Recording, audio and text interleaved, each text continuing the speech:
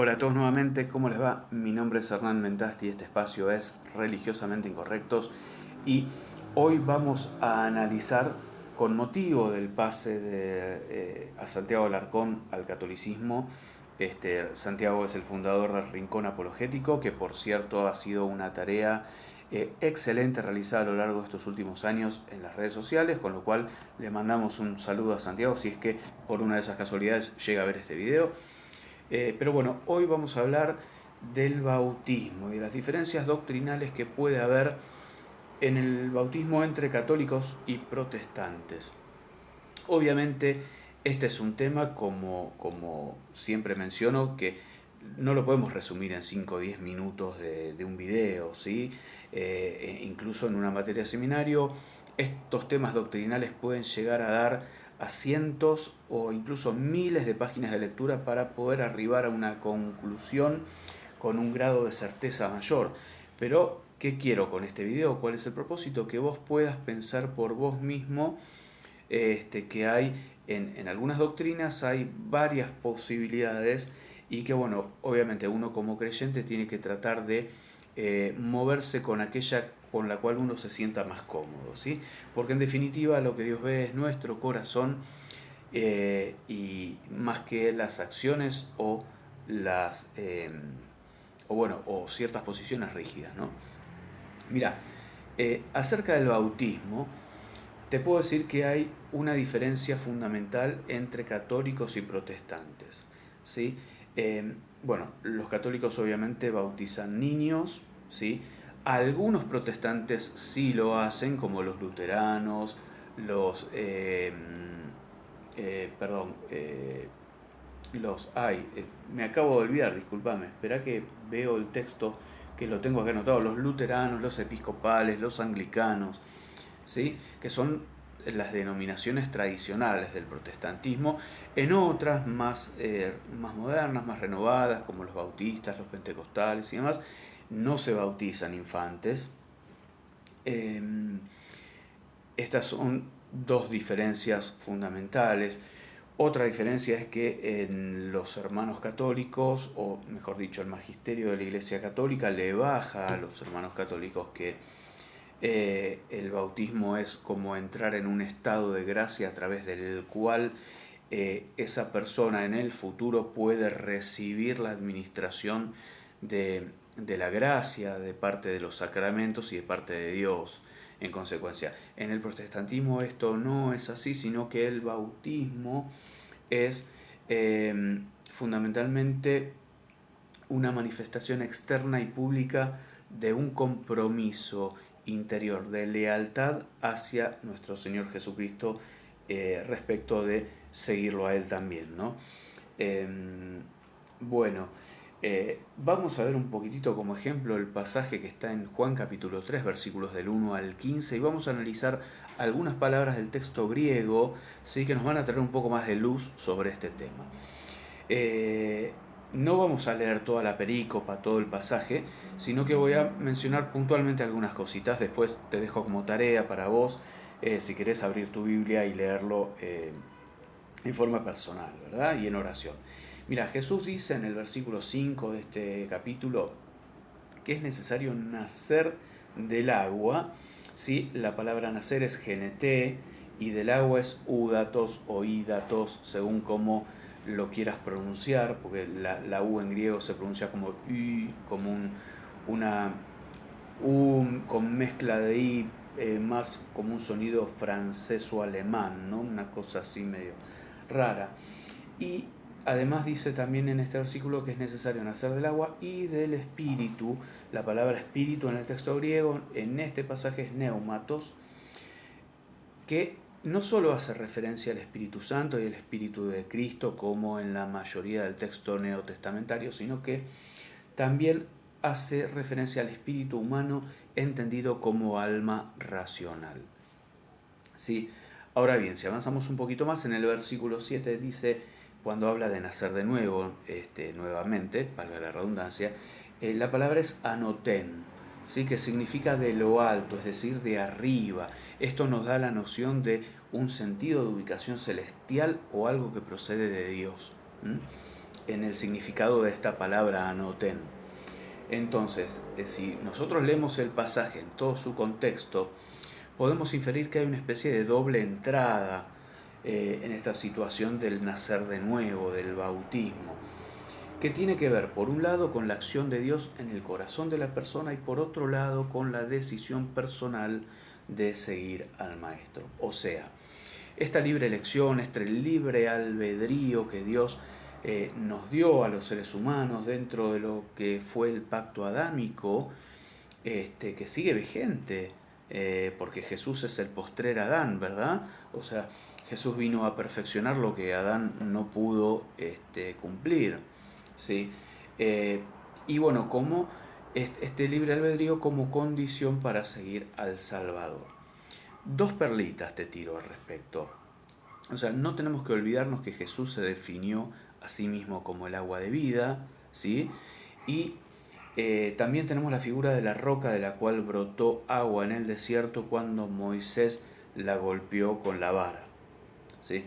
Entonces, ¿cuál es mi conclusión, hermano, con esta breve conclusión, obviamente?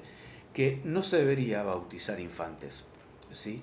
Ya mencionamos que los hermanos católicos lo hacen y algunos hermanos del protestantismo tradicional también. Eh, Ahora, a ver, si a vos como papá te da paz y te da tranquilidad bautizar al nene, está perfecto. O sea, si eso te trae paz en tu corazón, no hay problema. Lo que sí tenés que saber es que cuando esta persona sea adulta, cuando tu hijo sea adulto, va a tener que decidir por sí mismo si se compromete en su corazón a seguir al Señor Jesucristo con lealtad o, o si este rito del bautismo no tiene ningún significado para él, ¿verdad? Eh, ¿Y por qué te digo esto? Porque el niño no tiene capacidad de elección y comprensión racional de lo que está haciendo, lo cual es un requisito en el texto que acabamos de leer, ¿sí? Y supongamos que posteriormente, cuando es adolescente, toma el sacramento de la confirmación. Bueno, esto puede no significar nada también para el adolescente, que tal vez quiere agradar a sus padres o, no, o satisfacer la tradición familiar, ¿no? Y esto te lo digo con conocimiento de causa porque, por ejemplo, en el colegio secundario, siendo yo católico, fui el único de mi promoción que no se bautizó. Nadie fue capaz, digamos, de decir, no, mira, no lo siento. La realidad es que muchos de mis compañeros tenían una vida muy desordenada o típica de adolescentes, pero ninguno dijo que no va a confirmarse.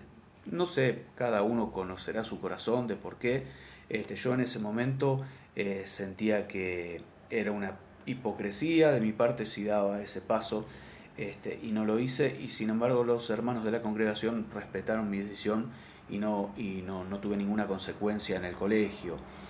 Eh, Así que bueno, esto te lo tiro como experiencia personal para darle una nota de color a este video. Ahora, lo último, para ir entrando en el final y que este video no sea muy largo. También podemos traer a discusión 1 Corintios capítulo 10 del versículo 1 al 22. ¿Sí? Es una pericopa un poquito extensa, pero de la lectura de este pasaje nosotros podemos inferir que obligar o poner como requisito o indicar el bautismo como una regeneración, ¿sí?, interior que da la garantía de salvación, ¿sí? Esto lo hacen con un énfasis muy exagerado algunos grupos bautistas independientes o incluso algunas instituciones neopentecostales que, por ejemplo, no dejan participar de algún ministerio dentro de la iglesia si el hermano no está bautizado, ¿no? Este énfasis exagerado, me animo a decir que roza con la herejía, ¿sí? Porque el bautismo no debe ser considerado un rito mágico para la salvación, sino, como dije antes, por lo menos desde mi punto de vista, cristiano, carismático, protestante y evangélico, ¿sí?, para ponerle todas las etiquetas, si querés, a mi posicionamiento en la fe, es que es una manifestación externa y pública de un compromiso interior que ya hiciste con Jesucristo, en el cual te comprometes a seguirlo con lealtad, ¿sí? Pero es para mí una manifestación pública, una manifestación externa de algo que ya ocurrió en tu interior, ¿sí? Eh, Como conclusión, ¿qué te puedo decir? Que lo maravilloso y riesgoso también de que no exista una doctrina unificada del bautismo es que por un lado nos da la libertad y la responsabilidad de eh, presentar nuestro corazón delante del Señor, que es quien tiene la última palabra, ¿sí? sobre en lo que pasa en nuestra vida. Pero también, Señor, también nos libra el Señor con estas cosas de caer en la soberbia de creernos dueños de la verdad. Y si bien los que sentimos el llamado a enseñar la palabra, tenemos la responsabilidad también de trazarla con rigurosidad, la palabra de Dios, de enseñarla tratando de llegar al mayor grado de certeza y de verdad posible respecto a la palabra de Dios en cuanto a cuando la enseñamos. Por supuesto que nos podemos equivocar, pero bueno, la realidad es que existen distintas expresiones o aplicaciones de determinadas doctrinas, y por eso yo siempre digo que esto es algo que aprendí de uno de mis profesores de posgrado en el Instituto Teológico, que es que la teología siempre es un camino abierto, ¿sí? Eh, y nunca podemos dar lugar a conclusiones exclusivas, o sea, creerte dueño de la única verdad. Porque inclusive dentro de la doctrina evangélica hay distintas posiciones sobre determinados temas. Si bien obviamente hay doctrinas que son las mismas para todos, incluso entre católicos, protestantes, ortodoxos, en cualquier expresión del cristianismo, sí hay otras doctrinas que pueden cambiar, e incluso dentro de una misma rama o de una misma confesión del cristianismo pueden existir distintas posturas, como pasa por ejemplo con los eventos de los últimos tiempos, ¿no? Que está el amilenialismo, el premilenialismo, el milenialismo, ¿sí? Que son distintas posturas acerca de cómo van a ser las señales de los últimos tiempos, que no es motivo de este video. Así que bueno, lo único que te pido es que tengas la mente abierta, que no seamos ni legalistas, ni fundamentalistas, ni literalistas, sino que tratemos de entender al hermano que está tal vez en la otra vereda del cristianismo, o que está en la misma vereda pero en otra denominación. Que tratemos de entenderlo desde el amor y no desde la condenación, ¿sí? Porque nosotros somos los cristianos, y creo que uno de los más grandes pecados que tenemos es que solemos levantar el dedo cuando alguien no piensa como nosotros, ¿no? Entonces, bueno, eso creo que tenemos la responsabilidad de iluminar el entendimiento, y que después cada uno sea responsable delante de Dios de lo que piensa y cómo lo piensa, obviamente tratando de iluminar con la palabra la vida de uno y de quienes tenemos cerca, o sea, del prójimo. Así que bueno, la única verdad es la palabra. Te dejo con esta última reflexión y te agradezco por haber llegado hasta el final. No te olvides de suscribirte, darle like, hacer algún comentario. Con esas simples actitudes, esos simples clics, me ayudas a mí a que, si esta enseñanza te fue de bendición, le pueda ser de bendición a otros también, llegando por medio de los algoritmos de YouTube a las recomendaciones de videos para ver. Te dejo hasta la próxima. Gracias por llegar hasta el final.